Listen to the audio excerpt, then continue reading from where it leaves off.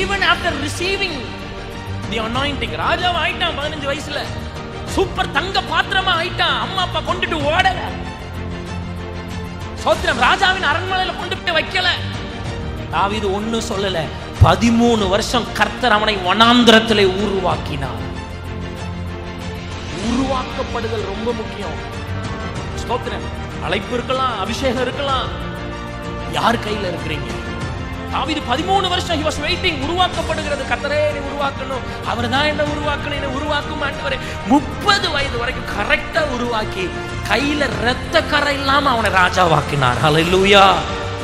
தாவீது சொன்னது, என் கைகள் தீமைக்கு விலக்கி காத்துக்கொண்டேன். சொல்லுங்க, கர்த்தருக்காக காத்திருந்தீங்கன்னா உங்க கைகள் என்ன இருக்காது? தீமை இருக்காது, ரத்தப்பழி இருக்காது. தாவீது ரத்தப்பழி இல்லாம ராஜாவானா.